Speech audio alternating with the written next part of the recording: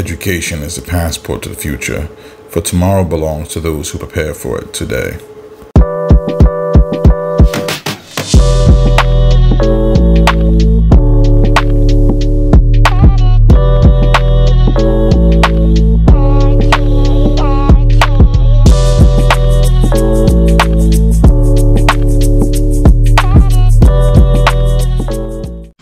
Hey guys, Professor Presbury back with another episode of Hey Professor, the show. We talk about everything you wanted to know about business management, revenue cycle management, and healthcare management. I'm your Professor, Javon H. Presbury. Welcome back. Please like, comment, share, and subscribe. That kind of stuff really does help me out. It helps YouTube know what kind of stuff that you like, helps me know what kind of stuff that you like, so I can continue making that kind of content for this channel. Today's episode is going to be about the risks of being locked in. Basically, don't let yourself get locked into an organization. And I'm going to go over some reasons why. First things first, I should define locked in. What do I mean when I say locked in? When I say locked in, I mean that you're working for an organization. Now, whether that pay is good or not, whether your role is good or not, your ability to be mobile in the industry is non-existent. If you have a position, let's say that you're a front desk manager, and you're only a front desk manager because of your relationship with that organization, your relationship with the individuals in that organization, then you're locked in. If you cannot take that title and that income that you've earned at that organization and take it with you, then you're locked in. That's a bad thing. Here's why. I cover on this channel and on this site many different things about promotions and getting the job that you want and getting the pay that you want. But the thing is, while those are important, your mobility is just as important. You should be able to take that with you wherever you go. That experience that you gain through years of working for that organization, that experience that you gain, that knowledge and the know-how for your position should be able to come with you. But when you're locked in, it really doesn't work. Being locked in is where someone is dependent for their financial future on the sole organization that they're working for currently. I work for an organization. I work for a couple organizations. I've worked for organizations in the past. And because of my unique skill set, my education, my certifications, my experience, I can take that skill set. I can take my experience. I can take my title and my pay essentially anywhere because of the level I've reached.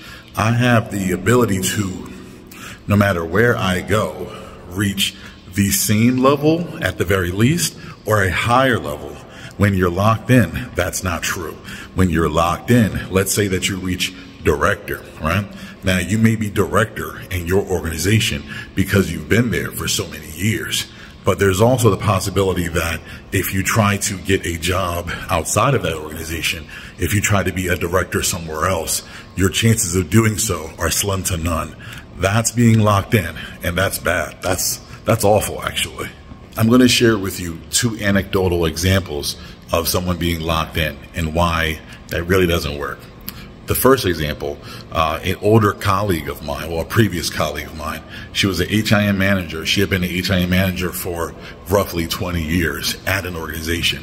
Now, obviously, because she had been there, she earned her stripes, she earned her time, she moved up within that organization, and she had reasonably good pay for what she was doing. Here's the problem. That organization closed down, and she was left out of a job. Now, where you might think, okay, well, this person was a HIM manager. They had been doing it for literal decades. They can go somewhere else and be an HIM manager just as easily. That's not true. You see, she did not actually have the certifications and the educational background to be a HIM manager. So while she had proven herself, while she had earned the position in her organization, had mastered the position over years of being there, the truth is she could not take that with her. So when that organization closed down, she was unable to get a job as a HIM manager anywhere else because she technically didn't meet the requirements. So while it was a good thing that she had, achieved that level, she really didn't have it in the sense that she could take it with her. And that's the thing. When you're locked in, that's not good. Another example, another colleague of mine who's a current colleague, I was speaking to her. She recently got a promotion. She's a project manager and she's also a revenue cycle manager, right? Great. I'm glad for her. But when we spoke, I asked her, I said, hey, what's your educational background? She said, I really don't have one. I've just been kind of doing this for the last, 5 or 6 years. Now, on the surface, that's great because it shows someone has the mobility to get a promotion without necessarily having the education and the certifications for that. But what people don't understand is that those certifications, that education, not only do they protect you, but they also give you that flexibility and that mobility to take it with you.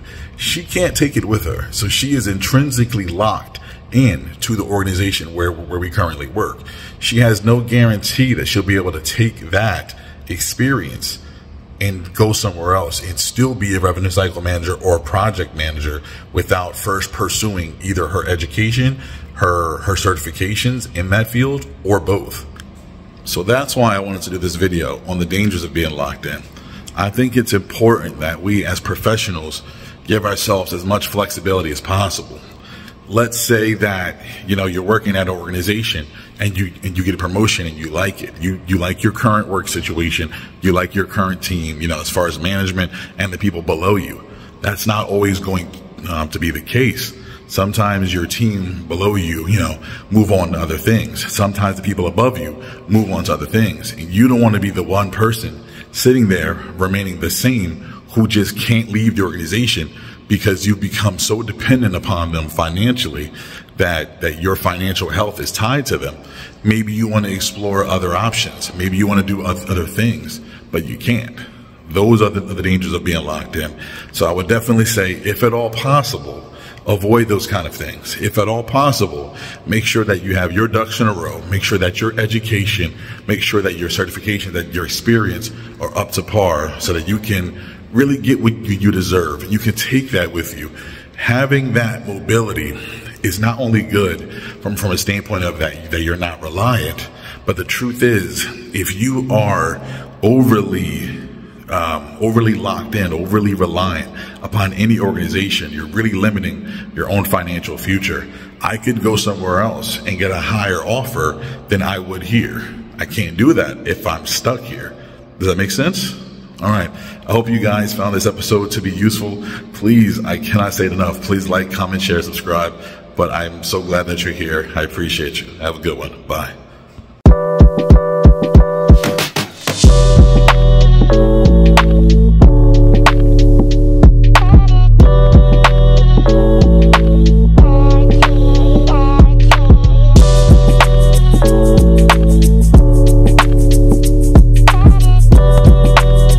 Intelligence is not enough. Intelligence plus character.